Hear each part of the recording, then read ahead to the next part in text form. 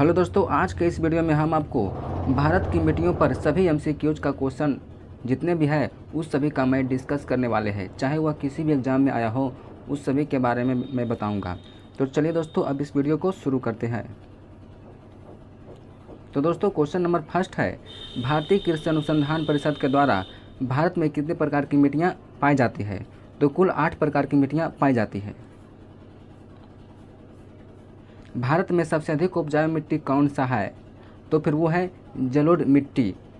अगर बात करें कि भारत में सर्वाधिक मिट्टी कौन सी पाई जाती है, तो फिर आपको उत्तर देना है जलोढ़ मिट्टी, जो उत्तर भारत के मैदानी वाले क्षेत्र में पाई जाती है। इस वाले क्षेत्र में पाई जाती है जहाँ पर ब्रह्मपुत्र, गंगा और सिंधु नदियों द्वारा सभी इस मैदानी भाग का निर्माण होता है, जो पहाड़ों से मिट्टियाँ काट कर लाती है, जिसे जलोढ़ मिट्टी कहते हैं, और यह मैदानी भाग में गिरा देती है। भारत में सर्वाधिक क्षेत्र पर किस प्रकार की मिट्टी का विस्तार पाया जाता है? तो फिर मैंने अभी आपको बताया दोस्तों, जलोढ़ मिट्टी पर, जो कहाँ पाया जाता है? तो ज़्यादा कर दक्षिण भारत में पाया जाता है। उसके बाद फिर दोस्तों इसका तटीय किनारा में भी पाया जाता है, यानी कि पूर्वी पश्चिमी तटीय किनारा, और उसके बाद फिर मैदानी भाग में पाया जाता है, जो उत्तर भारत का मैदानी भाग में। भारत के विभिन्न क्षेत्रों में विभिन्न प्रकार की मिट्टियाँ पाई जाती है। इसका प्रमुख कारण क्या है? तो दोस्तों इसका प्रमुख कारण है यहाँ की जलवायु और यहाँ की संरचना और उच्चावच की विविधता, यानी कि इसका सही ऑप्शन होगा ऑप्शन नंबर डी। तटीय मैदानों और उत्तर भारत के मैदानों में उत्कृष्ट मृदा है, यानी कि तटीय मैदानों और उत्तर भारत के मैदानों में उत्कृष्ट मृदा है, कौन सा है? तो मैंने आपको भी बताया दोस्तों, यह है तटीय मैदानों। और उसके बाद फिर मैंने बताया दोस्तों, यानी कि यह है उत्तर भारत का मैदान और यह है तटीय मैदान। इसमें कौन सा मिट्टी पाया जाता है? तो फिर जलोढ़ मिट्टी पाई जाती है। उसके बाद फिर दोस्तों इधर काली मिट्टी पाई जाती है और इधर लाल मिट्टी पाई जाती है, और इधर जो है दोस्तों राजस्थान, इधर मरुस्थलीय मिट्टी पाई जाती है, और यहाँ पर थोड़ा सा दलदलीय भूमि भी पाई जाती है, और इधर भी जो सुंदरवन का डेल्टा है, इधर भी दलदलीय भूमि पाई जाती है। और उसके बाद फिर जो हिमालय है दोस्तों, यह है जहाँ पर पर्वतीय मिट्टी पाई जाती है। तो कुल 8 हो गया दोस्तों। पुरानी जलोढ़ मिट्टी को अन्य किस नाम से जाना जाता है? तो फिर उसे बांगर के नाम से जाना जाता है। और नई जलोढ़ मिट्टी को किस नाम से जाना जाता है? तो फिर खादर, यानी कि बांगर और खादर दोनों को ही जलोढ़ मिट्टी कहा जाता है, जिसे 2 भागों में बांटा गया है। कैसे? तो फिर दोस्तों जैसे मान लिया जाए कि यहाँ से नदियाँ बह रही, कौन सा दोस्तों? ये तो हो सकता है गंगा होगा। तो फिर गंगा के किनारे वाले क्षेत्र में ही जलोढ़ मिट्टी पाई जाती है, यानी कि इसके कुछ किलोमीटर तक दूर तक ही। और जलोढ़ मिट्टी में 2 तरह की मिट्टी पाई जाती है। एक इसके एकदम सटे हुए जो है वहाँ पर खादर मिट्टी पाई जाती है, और इससे थोड़ा दूर हटकर बांगर मिट्टी पाई जाती है, जिनमें से खादर मिट्टी ज़्यादा उपजाऊ होती है, क्योंकि यहाँ की मिट्टियाँ हमेशा ही परिवर्तित होते रहती है। यहाँ बाढ़ आने की वजह से यहाँ पर उसके साथ साथ पोषक पदार्थ भी आकर इस मिट्टी में मिल जाती है। इस वजह से खादर मिट्टी अधिक उपजाऊ हो जाता है, और बांगर मिट्टी इससे थोड़ा दूर में होता है, जिस वजह से वहाँ उपजाऊ कम होता है। तो यानी कि सबसे अधिक उपजाऊ कौन सा है दोस्तों? तो फिर जलोढ़ मिट्टी। अगर बात करें कि जलोढ़ में भी कौन सा है, तो फिर खादर मिट्टी है। नई जलोढ़ मिट्टी को किस नाम से जाना जाता है? तो फिर किस नाम से दोस्तों? तो फिर वो खादर के नाम से जाना जाता है। और बात करें कि पुराना जलोढ़ मिट्टी, तो फिर बांगर। दोनों कहाँ पाया जाता है? तो फिर उत्तर भारत के मैदान में, और उसके बाद फिर तटवर्तीय क्षेत्र में, कौन सा? पूर्वी और पश्चिमी तट में, यहाँ पर पाई जाती है जलोढ़ मिट्टी। भारत का संपूर्ण उत्तरी मैदान किस प्रकार की मिट्टी से बना है? संपूर्ण उत्तरी मैदान ये इसका बात कर रहा है, तो ये है जलोढ़ मिट्टी से बना हुआ। ऑप्शन नंबर बी सही होगा। उसके बाद फिर दोस्तों जलोढ़ मिट्टी में जब बालू के कण और चिका की मात्रा लगभग बराबर हो जाती है, तो उसे क्या नाम दिया जाता है दोस्तों? तो फिर उसे दोमट नाम दिया जाता है। इसका सही ऑप्शन होगा ऑप्शन नंबर डी। कपास की खेती के लिए सर्वाधिक उपयुक्त मिट्टी कौन सी है दोस्तों? तो फिर वो है काली मिट्टी। दोस्तों कपास मिट्टी महाराष्ट्र, गुजरात और थोड़ा सा आंध्र प्रदेश वाले क्षेत्र में पाई जाती है, और उसके बाद फिर कर्नाटक वाले भी क्षेत्र में पाई जाती है, लेकिन मुख्य रूप से यह महाराष्ट्र और गुजरात वाले क्षेत्र में पाई जाती है। यहीं पर है काली मिट्टी पाई जाती है, और इसी के किनारा में दोस्तों यहाँ पर जलोढ़ मिट्टी पाई जाती है। और उसके बाद फिर ऊपर में यहाँ पर मैदानी भाग है, जो कौन सा दोस्तों? जलोढ़ मिट्टी है।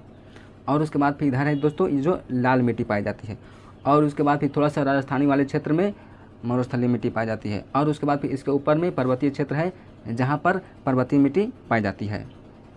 कुल 8 प्रकार की मिट्टियाँ पाई जाती है दोस्तों भारत में। काली मिट्टी का विस्तार कहाँ पाया जाता है? तो दोस्तों इसका ऑप्शन मैंने आपको बताया दोस्तों कि गुजरात और महाराष्ट्र दोनों में पाया जाता है। तो इसका सही ऑप्शन होगा दोस्तों ऑप्शन नंबर डी। इसका मध्य प्रदेश का जो दक्षिणी किनारा है दोस्तों, दक्षिणी किनारा इधर वाले भी क्षेत्र में पाई जाती है, इसलिए इसका सही ऑप्शन होगा ऑप्शन नंबर डी। इन सभी में पाई जाती है काली मिट्टी, जहाँ मुख्य रूप से कपास का खेती की जाती है। लावा के प्रवाह से किस मिट्टी का निर्माण होता है? तो दोस्तों यहाँ बात कर रहे हैं लावा के प्रवाह से, तो फिर वो होता है काली मिट्टी। काली मिट्टी कहाँ कहाँ पाया जाता है दोस्तों? तो फिर ये गुजरात, महाराष्ट्र, मध्य प्रदेश, थोड़ा सा आंध्र प्रदेश, कर्नाटक और थोड़ा सा इधर राजस्थान वाले क्षेत्र में भी पाया जाता है, लेकिन मुख्य रूप से कहाँ? तो फिर गुजरात और महाराष्ट्र वाले क्षेत्र में पाई जाती है। यहाँ मुख्य रूप से कपास का उत्पादन सर्वाधिक होता है। कपास उत्पादन में प्रथम राज्य दोस्तों पहले था महाराष्ट्र, लेकिन अब है गुजरात। निम्न में से किस मिट्टी को रेगूर मिट्टी के नाम से जाना जाता है? तो फिर किसे जाना जाता है दोस्तों? काली मिट्टी को। जलोढ़ मिट्टी कहाँ पाया जाता है? तो उत्तर भारत के मैदान में और उसके बाद तटवर्ती क्षेत्र में। निम्नलिखित में से कौन सी मिट्टी जैव पदार्थों से भरपूर होती है? तो फिर वो है दोस्तों काली मिट्टी, क्योंकि इसका निर्माण ज्वालामुखी उद्भेदन से हुआ है। धरती से निकलने वाले ज्वालामुखी उद्भेदन से हुआ है। भारत की निम्नलिखित मृदाओं में से कौन सी बेसाल चट्टानों के टूटने के कारण निर्मित हुई है? तो फिर इसका सही ऑप्शन होगा ऑप्शन नंबर बी, रेगूर मिट्टी।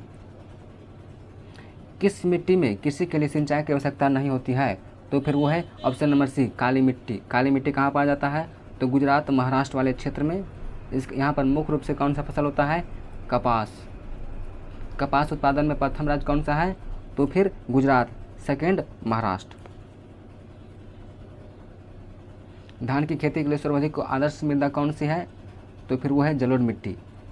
जलोढ़ मिट्टी कहाँ पाई जाती है? तो फिर उत्तर भारत के मैदानी वाले क्षेत्र में और उसके बाद फिर पूर्वी पश्चिमी तटीय क्षेत्र में पाई जाती है। लेटेराइट मिट्टी मुख्यतः पाई जाती है, तो मैंने आपको बताया दोस्तों कौन सा? केरल वाले क्षेत्र में। और केरल वाले यहाँ तटवर्ती क्षेत्र को मालाबार तटीय क्षेत्र कहा जाता है, तो इसका मतलब ऑप्शन नंबर ए सही होगा। निम्नलिखित राज्यों में किसमें भारत की सबसे बड़ी अंतर्देशीय लवणीय आर्द्र भूमि है?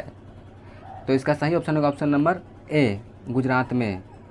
क्योंकि दोस्तों यहाँ पर ये गुजरात वाला कच्छ का एरिया है, कभी कभी डूब जाता है, पहले भी कभी डूबा हुआ करता था। इस वजह से यहाँ जो मिट्टी पाई जाती है, यहाँ लवणीय यानी कि लवणता का मात्रा सर्वाधिक होता है, जिस वजह से सबसे बड़ा अंतर्देशीय लवणीय आर्द्र भूमि है। तो फिर ऑप्शन नंबर ए गुजरात होगा। निछालन और ऑक्सीजन द्वारा निर्मित मृदा कौन सी है? तो फिर इसका सही ऑप्शन होगा ऑप्शन नंबर डी, मखरला मिट्टी या लेटराइट मिट्टी। ये कहाँ पाई जाती है? तो फिर केरल के मालाबार तट में। यहाँ दोस्तों बात करें निछालन और ऑक्सीकरण द्वारा। दोस्तों जब इधर से मानसून आती है तो सबसे पहले भारत में वर्षा कहाँ होती है? तो फिर वो केरल वाले तट में। यहाँ मूसलाधार बारिश होता है, जिस वजह से यहाँ की मिट्टियाँ धोखड़ जाती है, जिसे कहते हैं देहात की भाषा में धोखड़ गया है। यानी कि यहाँ इतना बारिश होता है कि यहाँ छोटा छोटा कण बाहर हो जाता है और उसके बाद फिर उसका पोषक पदार्थ होता है जिससे खेती किया जा सके, वो अंदर चला जाता है मिट्टी के अंदर। यानी कि निछालन प्रक्रिया और ऑक्सीजन प्रक्रिया के द्वारा वो मिट्टी के अंदर चला जाता है और उस वजह से वहाँ पर लेटराइट मिट्टी का निर्माण होता है। या एक तरह से आप देख सकते हैं आपके गाँव वाले क्षेत्र में या फिर कहीं भी पहाड़ी वाला जो मिट्टी होता है उसी तरह का मिट्टी वहाँ भी पाया जाता है। यानी कि पहाड़ी वाले और उसके बाद फिर लेटराइट मिट्टी दोनों लगभग कलर एक समान होता है। निम्नलिखित में से कौन सी मिट्टी चाय बागानों की उपयुक्त है? इसका सही ऑप्शन होगा ऑप्शन नंबर ए, सबसे अधिक चाय कहाँ होता है? तो फिर असम में होता है। लाल मिट्टी का लाल रंग किसकी उपस्थिति के कारण होता है? तो फिर वो है दोस्तों फेरिक ऑक्साइड की उपस्थिति के कारण। ऑप्शन नंबर सी है। समान फसल उगाने के लिए उर्वरक शक्ति का पीएच मान लगभग कितना होनी चाहिए? तो फिर वो होने चाहिए लगभग 6 से 7। किस प्रकार की मिट्टी में कार्बनिक पदार्थों की अधिकता होती है? तो फिर वो है ऑप्शन नंबर बी, काली में। क्योंकि काली मिट्टी का निर्माण ज्वालामुखी उद्भेदन से हुआ है और वो सागर में उठे ज्वालामुखी उद्भेदन के कारण ही हुआ है। और सागर में पाई जाती है बेसाल्ट मिट्टी और ये उठकर चला गया यहाँ पर। और साथ ही साथ यहाँ की बहुत सारे वनस्पतियाँ भी उठकर यानी कि इसके साथ दक्कन वाले ट्रैप में चला गया है और इस वजह से वहाँ पर कार्बन की मात्रा बढ़ गया है, क्योंकि वहाँ पर जीव जंतु और उसके बाद फिर वनस्पति सारा होने की वजह से यहाँ पर कार्बनिक पदार्थों की अधिकता हो गई है। और जो कौन सा मिट्टी है? काली मिट्टी। तो दोस्तों यह वीडियो आपको कैसा लगा कमेंट सेक्शन में ज़रूर बताएं। तो चलिए दोस्तों मिलते हैं नेक्स्ट वीडियो में। जय हिंद दोस्तों।